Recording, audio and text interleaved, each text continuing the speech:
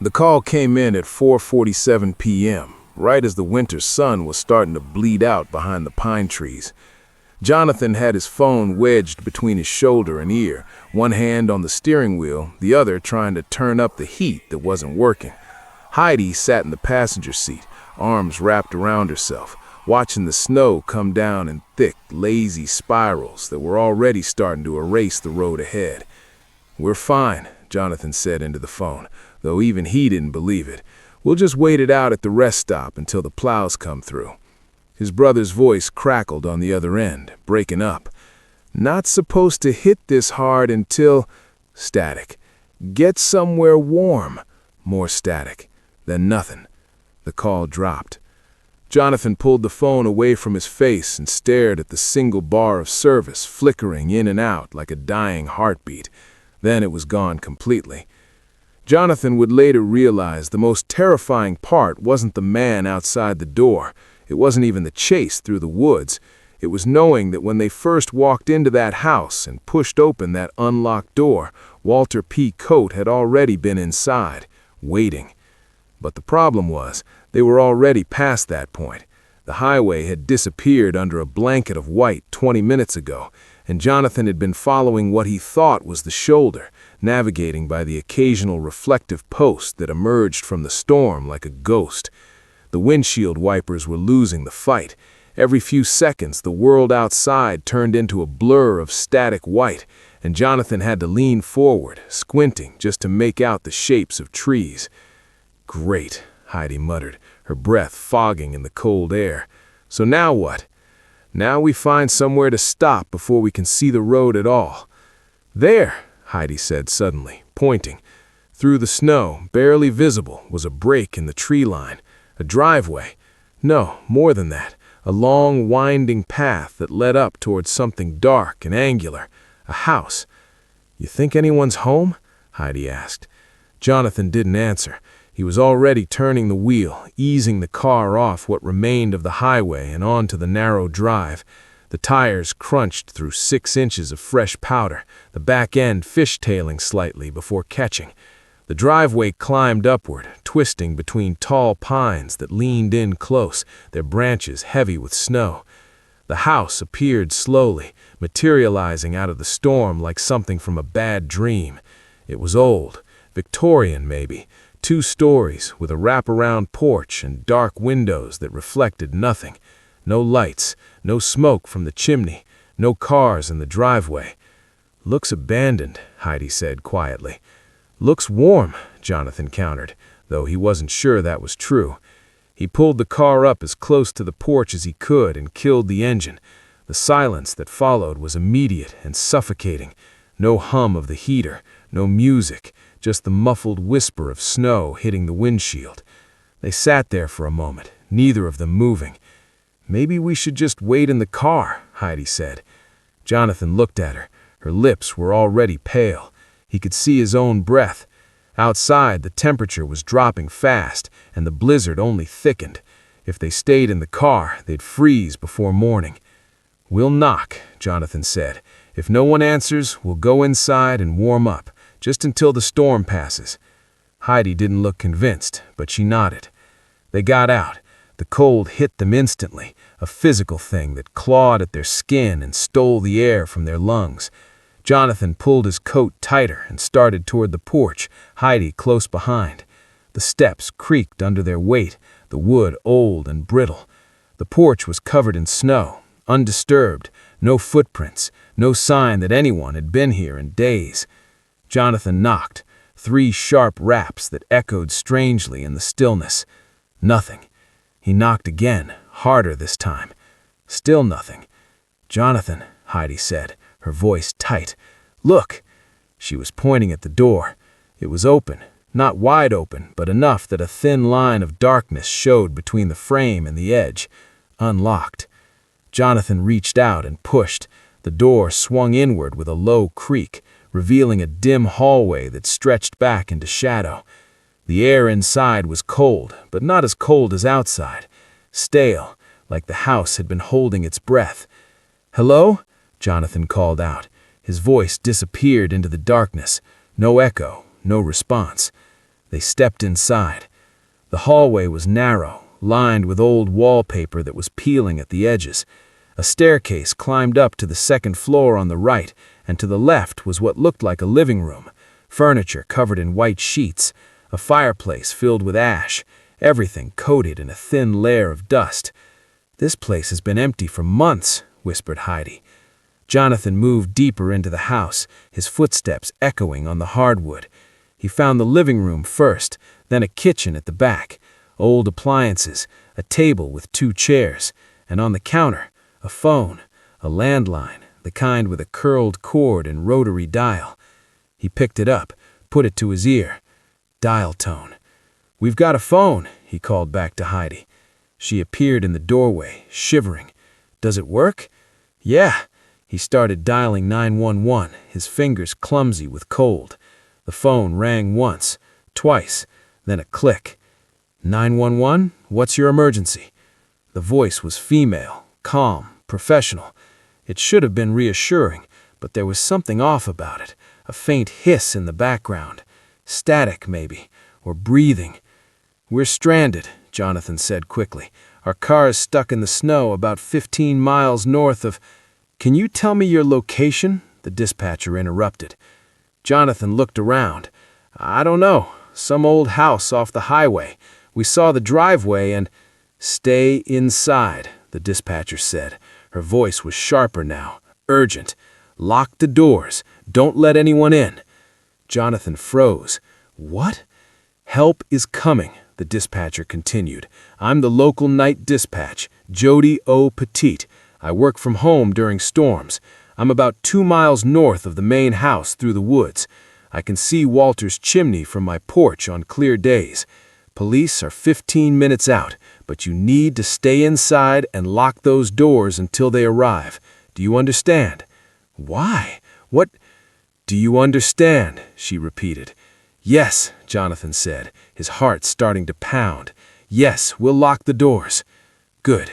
Stay on the line." He motioned to Heidi, who was staring at him with wide eyes. "Lock the front door," he mouthed. She hesitated, then turned and disappeared into the hallway. Jonathan heard her footsteps, then the heavy click of the deadbolt sliding into place. "Okay," he said into the phone. "We're locked in. What's going on?" The dispatcher didn't answer right away. There was a long pause, filled only with that strange hissing sound. Then, softly, almost too quiet to hear, "He's already there." Jonathan's blood went cold. "What?" "He's already there," the dispatcher repeated, her voice trembling now. "We've been trying to reach you for hours. The man who owns that house, his name is Walter P. Coate. He was reported missing 3 days ago." Jonathan's mouth went dry. "Missing?" "Someone's been using his property as a base," the dispatcher said. "There have been reports of a prowler in the area, a man. He approaches stranded motorists, offers help, but—" The line crackled. For a moment, there was nothing but static. Then her voice came back, frantic now. "He's not there to help." Jonathan turned toward the hallway, where Heidi was still standing by the door. She was looking at him, her face pale. "How far away is help?" Jonathan asked, his voice barely above a whisper. 20 minutes, maybe less, but you need to stay inside. Don't open the door for anyone. Do you hear me? Don't." The lights went out. Not all at once. First the kitchen, then the hallway, then everything. The house plunged into darkness so complete that Jonathan couldn't see his own hand in front of his face. "Jonathan?" Heidi's voice, small and scared, came from somewhere in the dark. "I'm here. Don't move." The phone was still pressed to his ear. He could hear the dispatcher talking, her voice rising in pitch, but the words were lost in a wash of static. Then, through the noise, he heard something else. A sound from outside. The crunch of tires on snow.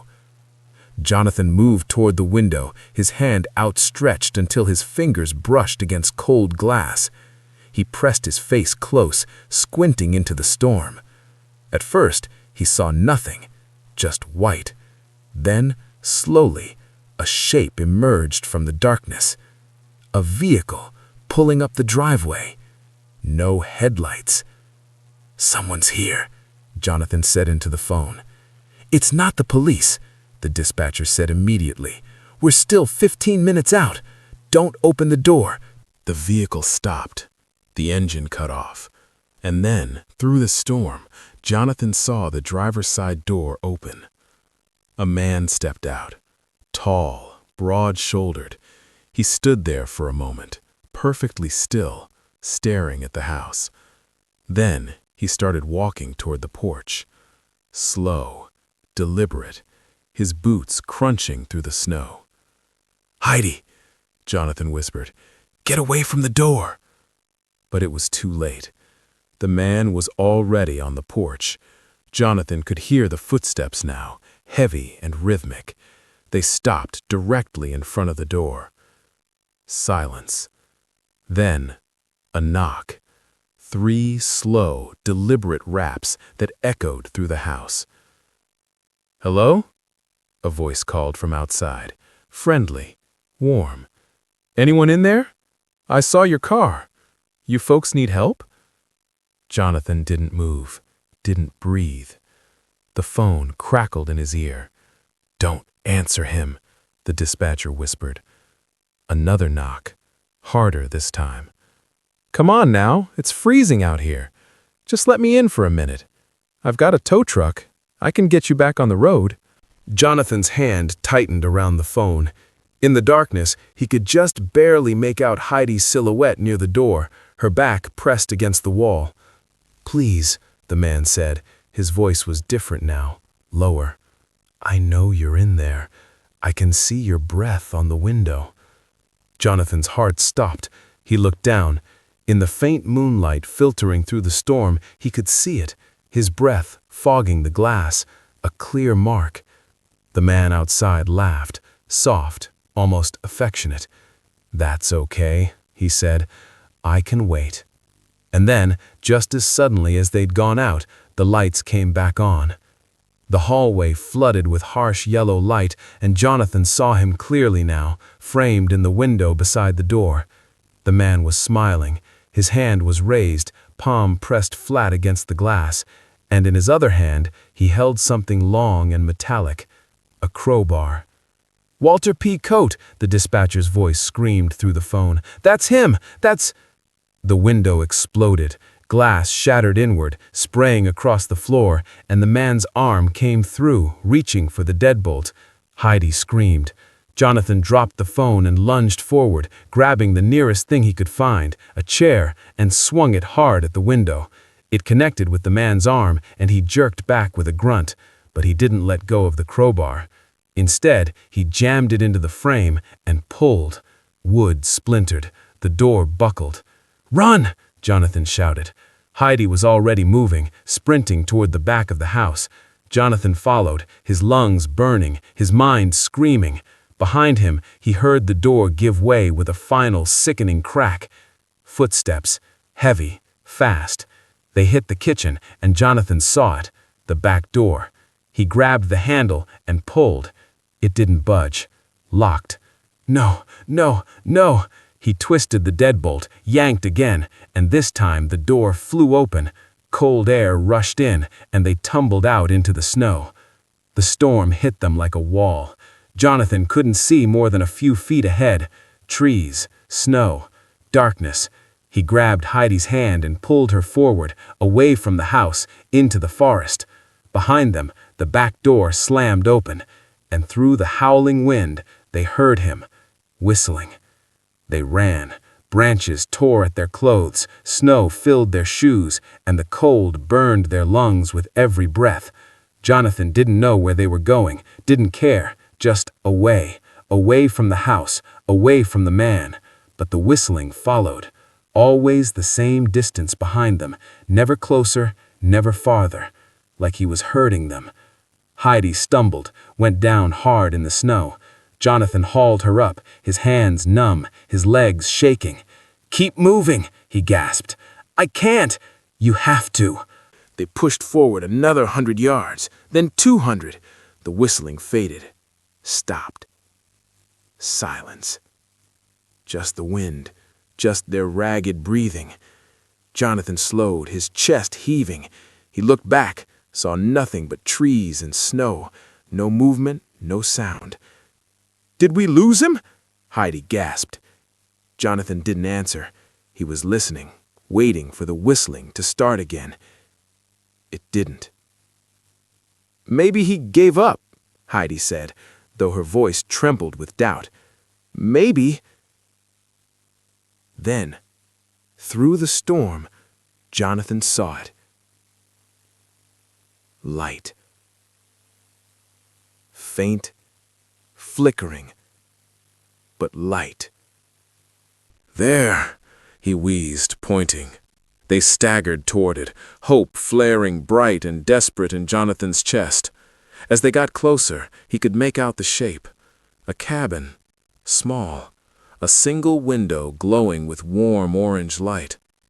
They burst through the tree line and onto a small clearing.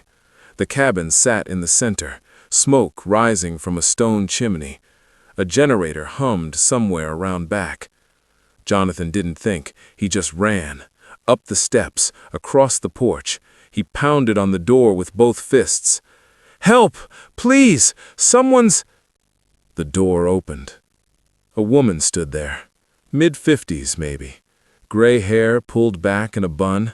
She wore a thick wool sweater and held a cup of tea in one hand.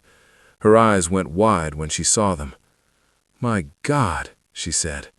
"Get inside, quickly." They stumbled in, and she slammed the door behind them, throwing the bolt. The cabin was tiny. One room, a wood stove in the corner, a cot, a small table, but it was warm, gloriously, impossibly warm. "What happened?" the woman asked. "There's a man," Heidi gasped. "He's chasing us. He—" "I know," the woman said quietly. Jonathan stared at her. "You know?" She nodded, moving to the window. She pulled back the curtain just an inch and peered out into the darkness. Walter P. Coate. He used to live up here, owned the big house down the road, but he's been gone for days. The dispatcher said, "I'm the dispatcher," the woman said, turning to face them. "Jody O. Petit. I work the night shift from home during storms when the roads are too bad to get into town." Jonathan felt like the floor had dropped out from under him. You're the one we talked to?" "Yes, and I'm the one who called the police 20 minutes ago. They're coming, but the roads are bad. It's going to take time." "We don't have time," Heidi said, her voice cracking. "He's right behind us." Jody looked at her, then back out the window. For a long moment, she said nothing. Then, very softly, "He's not behind you anymore." Jonathan moved to the window. Jody stepped aside, and he looked out. The clearing was empty, just snow and trees and darkness. No movement, no sound, except the wind. "Where did he go?" Jonathan whispered. Jody didn't answer. She was staring at something past them, past the window. Her face had gone pale. Jonathan followed her gaze. There, on the far side of the clearing, barely visible through the storm, was a figure, standing perfectly still at the edge of the tree line, watching. "He does this," Jody said quietly. "He waits, until you think you're safe, until you let your guard down, and then—" The lights went out. The cabin plunged into darkness. The wood stove still glowed, casting flickering shadows across the walls, but everything else was black. "Generator," Jody breathed. "He cut the generator." Jonathan heard it then, the sound he'd been dreading. Footsteps on the porch, slow, deliberate, moving toward the door. "Does that door hold?" Jonathan asked. Jody looked at him, her eyes reflecting the firelight. "We're about to find out." The footsteps stopped. Silence stretched out, long and suffocating. Then a voice, calm, almost cheerful. "Jody, you in there?" She didn't answer. "I know you are," Walter continued. "I can see the smoke from your chimney. You should really open up. I've got something that belongs to you." Jody's hand went to her mouth. "Found it about a mile back," Walter said. "Right where the highway meets County Road 7. You know the spot, where they found that other car last winter." "What is he talking about?" Heidi whispered. But Jody wasn't listening. She was staring at the door, tears streaming down her face. "It's a scarf," Walter called. "Blue, with little white snowflakes. Had a name tag sewn into it. Says Ramona." Jody made a sound, half sob, half gasp. "Who's Ramona?" Jonathan asked. "My daughter," Jody whispered. "She disappeared last January, during a storm just like this one." Walter laughed. "She was so polite, even when she realized what was happening, even when she begged." Jody lunged for the door, but Jonathan caught her, pulling her back. "Don't. That's what he wants. He has her scarf," Jody sobbed. "He knows what happened to her. And if you open that door, we'll never find out." The doorknob began to turn, slowly, testing. Locked. A pause. Then the sound of metal on metal. He was picking the lock. "The police," Heidi said desperately. "How far away are they?" Jody wiped her eyes. 10 minutes? Maybe less. That's not fast enough. Jonathan looked around the cabin. 1 room, 1 door, 2 windows, no other exits. They were trapped. The lock clicked.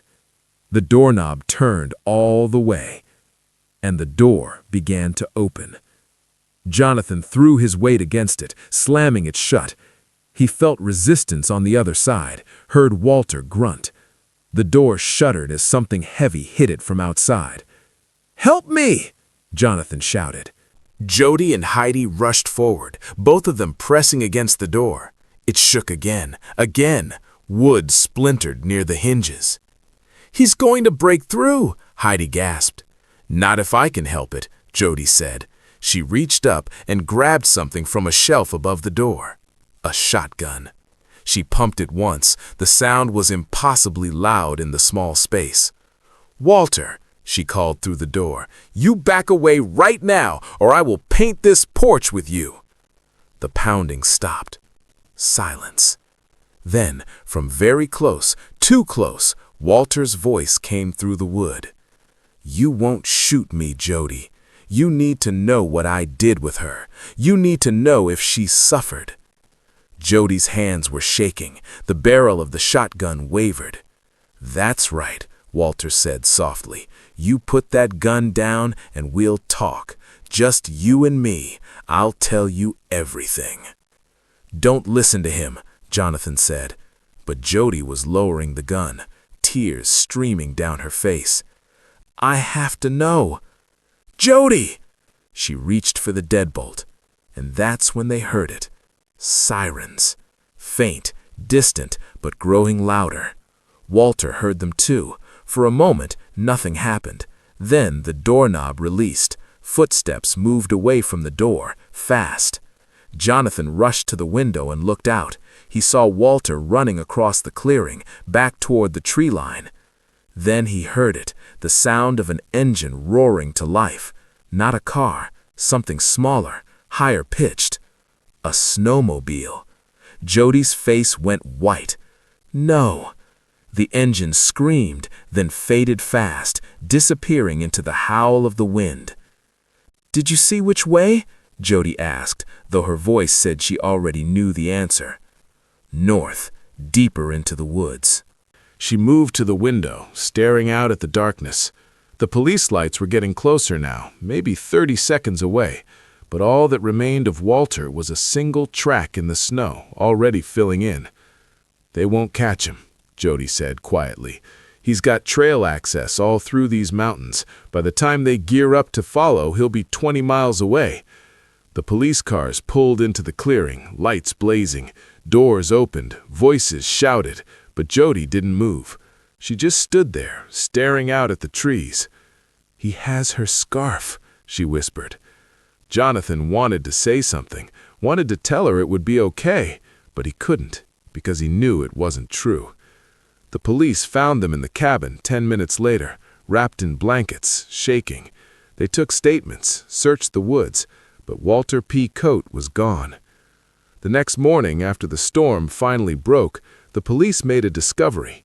At the big house down the road, the one where Jonathan and Heidi had first taken shelter, they found something in the basement. A room, hidden behind a false wall. And inside, hanging from hooks on the ceiling, were dozens of items. Wallets, phones, keys, jewelry, and scarves. 7 of them, each one with a name sewn into the tag. Ramona's was the newest, but there were 6 others. 6 people who had disappeared over the past decade, all during winter storms, all in these woods. And at the end of the row, one hook stood empty, freshly installed, the metal still bright and unrusted. Beneath it, written in marker on the wall, "Jonathan." The police said Walter must have prepared it while they were on the phone with Jody, while they thought they were safe, while they thought help was coming. He'd been that certain they wouldn't escape. Walter P. Coate was never found. The police searched for 3 days before the next storm rolled in and buried the forest under 2 more feet of snow. They put out alerts, warnings. His face was on the news for weeks. But Jonathan knew the truth. Walter wasn't gone. He was still out there, waiting, watching for the next storm, the next stranded car, the next person stupid enough to knock on a door that should never be opened. And as Jonathan sat in the police station, signing his final statement, he couldn't stop thinking about what the dispatcher, what Jody had said on that first phone call. He's already there. Because the scariest part wasn't the chase. It wasn't the cabin, or the storm, or even the room full of trophies. It was knowing that when they'd first pulled up to that house, when they'd walked across that porch and pushed open that unlocked door, Walter had already been inside, waiting. And if that phone line hadn't worked, if Jody hadn't warned them, they never would have made it out. Jonathan looked down at his hands. They were still shaking.